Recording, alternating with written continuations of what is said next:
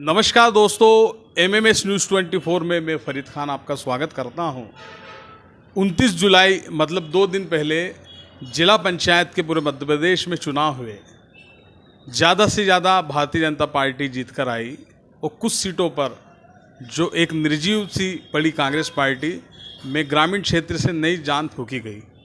नगरीय निकाय चुनाव में भी कांग्रेस ने 5 सीटें जीतकर अपनी दस्तक दी है, लेकिन भोपाल जिला पंचायत में एक ऐसी घटना घटी जहां मध्य प्रदेश के पूर्व मुख्यमंत्री कांग्रेस के कद्दावर नेता दिग्विजय सिंह पर एक आरोप लगा कि उन्होंने वहां पर एक थाना प्रभारी की कॉलर पकड़ ली। आखिर क्या था पूरा घटनाक्रम हम जानेंगे दिग्विजय सिंह जी के खास समर्थक पंडित रितेश त्रिपाठी जी से। पंडित जी, ये बताएं कि जो एक कॉलर पकड़ने का एक पूर्व मुख्यमंत्री, एक व्यवस्थित नेता जो हैं पूरे देश में जाने जाते हैं, उनके द्वारा एक अधिकारी की कॉलर पकड़ना क्या सही, क्या घटना क्या थी, थोड़ा बताएं आप। सब स्थिति सामने है, कोई ऐसा कॉलर पकड़ने जैसा दृश्य सामने नहीं आ रहा है। और जो पत्रकार बंधुओं ने लिखा है वो स्वयं वहाँ थे भी नहीं। आप हाथ देखेंगे माननीय दिग्विजय सिंह जी के, तो मुट्ठियाँ बंधी हुई है। कॉलर मुट्ठी बांध के कॉलर नहीं पकड़ी जा सकती। दूसरा हाथ जो एक है वो पंजा सपाट है। तो ये तो भाजपा का चरित्र है, कोई नई बात नहीं की उन्होंने झूठ फैलाने का। वो तो अंग्रेजों के समय से ही ये धंधा करते आ रहे, जब वह दूसरे रूप में थे, जब भारतीय जनता पार्टी नहीं थी।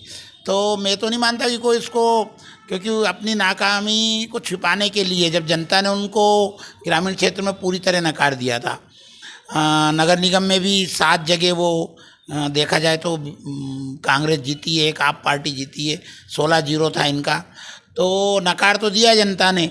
अब वो वहाँ पर उन्होंने तोड़ मरोड़ करके जिस प्रकार विधायक खरीद करके और सरकार बनाने का जो उन्होंने एक पद्धति अपनाई है जनादेश का अपमान करने की, उसको उन्होंने निरंतर करने के लिए अब नगर निगम चुनाव, नगर पालिका और जनपद पंचायत और जिला पंचायत में भी जारी रखा है, जो कि बहुत गलत है। प्रजातंत्र के लिए भी ठीक नहीं है। चुने हुए प्रतिनिधियों का जो मत दिया है मतदाता ने, जनता जनार्दन ने, उसका भी अपमान है।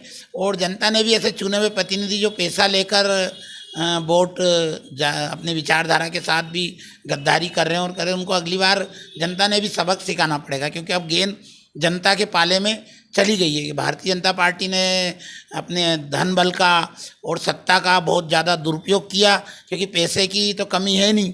मिस्टर सत्यानाथ जी ने पूरे प्रदेश में शिक्षा, स्वास्थ्य, पंचायत, ग्रामीण सबका सत्यानाश करके रख दिया। आप देख ही रहे हो, लगातार आप एक इंजेक्शन की सिरिंज से 40 बच्चों को लगा दिया गया। उसके भी दुष्परिणाम, कई तरह की बीमारियां हो सकती है। अगर वो तो ईश्वर करे कि नहीं हो उन बच्चों को। पुल पुलियाओं की हालत देख रहे हो, जो वर्षों से बनी हुई थी वो नहीं टूटी हैं। और तो पैसे की कोई कमी तो है नहीं, छोटी सी बारिश में ही टूटती जा रही। तो पैसा वैसा काफ़ी है। और शुचिता, सुसंस्कार, सुशासन, शिष्टाचार, देशभक्ति, राम राज की बात करने वाली भाजपा का असली चेहरा भोपाल क्या सभी जगह आया है। शिवपुर कला में भी गलत काम किया उन्होंने, सभी जगह डराया गया। सीहोर में भी यही किया। तो बहुमत को छीना गया, बहुमत था नहीं। ये जैसा अंग्रेजों के समय होता था ना, वो घटनाएं अपन बचपन में अपने माता पिता और गुरुजन सुनाते थे। पर अब उस कहानी को भाजपा की सरकार ने धरातल पे बता दिया अत्याचार करके कि अंग्रेज ऐसे थे और हम उनसे कम नहीं है। अच्छा, एक चीज़ ये बताएं कि एक एमएलए विधायक द्वारा एक महिला को इस आपाधापी के साथ पकड़ना और अंदर ले जाना, ये क्या, किस तरह की से आप इसको महसूस करते हैं कि महिला के साथ इस तरह का व्यवहार होना, या सत्ता के लिए क्या है, आप थोड़ा सा बताएं।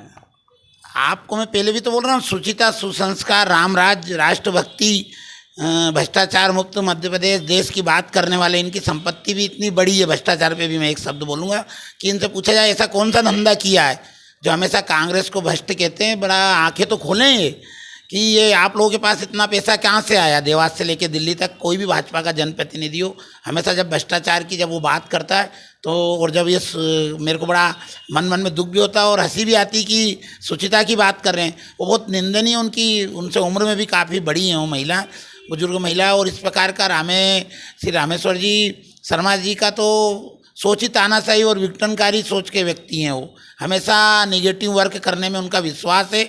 और ये कथित हिंदूवादी चेहरा है, मैं जनता से खास करके मत तो अपनी जगह पे, पर इसका कथित हिंदूवादी चेहरा जो भाजपा के नेता जनप्रतिनिधि का जनता के सामने आना चाहिए। और ये जो घटना हुई है भोपाल में और जहाँ जहाँ भी हुई है, बहुत सारी जगह हुई है घटना। और अभी आपको पता होगा कि मंदसौर नीमच में ऊपर तीसरी मंजिल से फेंक दिया गया है धनगर जी को, दिनेश जी को। उनको आईसीयू में उदयपुर में भर्ती हैं और हालत उनकी सीरियस है। उनको दूसरे लोग उठा के लेके गए होटल के बाहर से। तो इस प्रकार का जो चरित्र आया है भारतीय जनता पार्टी का तानाशाही का, वो अंग्रेजों के शासन की याद दिला रहा है, क्योंकि उसमें चल उसी रास्ते पे रहे। अंतिम पंक्ति के विकास करने की बात जोर जोर से कहते हैं, जिस प्रकार श्री राम चिल्ला के अपनी धार्मिकता बताते हैं सड़क पे, जबकि सनातन धर्म में भगवान को मानना और आस्था का एक अपनी पूजा करने की पद्धति है। भाई वो कहेंगे जब भी थोड़ी है कोई सनातनी हम हिंदू होंगे, तो चिल्लाते हैं। ऐसे ही उन्होंने सुचिता का कहते हैं कि हम सुशासन देंगे। आज माननीय स्वर्गीय अटल बिहारी जी अगर ईश्वर की कृपा से आज जीवित होते तो उनको बड़ा इस समय भाजपा की इस प्रकार की हरकतें देख के बड़ा दुख होता। हालांकि जहाँ भी वो स्वर्ग में होंगे तो उनको आज दुख तो हो रहा होगा कि जिस पार्टी का पौधा मैंने जिस विचारधारा के लिए लगाया था उसमें इस प्रकार के लोगों के हाथ में सत्ता आ जाएगी। बड़ा दुख का विषय होता आज अगर वो जीवित होते तो।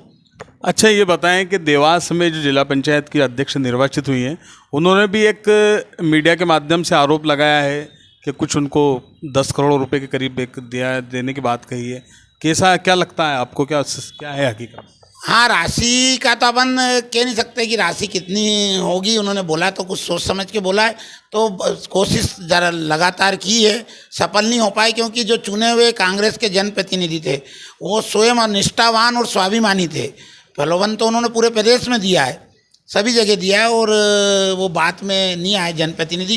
दूसरा, उनके घर से शासकीय सर्विस में वो भी दबाव डाला गया, सब तरह का दबाव डाला गया, पर वो स्वाभिमानी और कर्तव्यनिष्ठा के कारण कांग्रेस पार्टी की विचारधारा के साथ उन्होंने गद्दारी नहीं की। कहीं कहीं गद्दारियाँ हुई हैं, भोपाल में भी की है। तो इस प्रकार से कांग्रेसियों ने अपना नैतिक और दायित्व और कर्तव्य निभाया, इसलिए सब बधाई के पात्र हैं। देवास जिले के जितने चुने हुए जनप्रतिनिधि हैं, जनपद पंचायत अध्यक्ष बने, उपाध्यक्ष बने, जिला पंचायत सदस्य, अध्यक्ष, उपाध्यक्ष, सब सम्मानीय हमारे बधाई के पात्र हैं। और उनको बार बार हम धन्यवाद देते हैं कि उनकी यश कीर्ति और बढ़े। जिस प्रकार उन्होंने ऐसे विपरीत समय में सत्ता के दबाव में, पैसे के लालच में नहीं आकर के कांग्रेस का साथ दिया, इसलिए वो बधाई के पात्र हैं।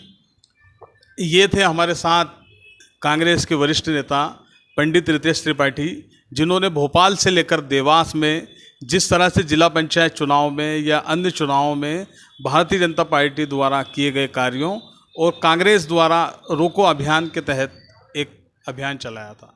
नमस्कार।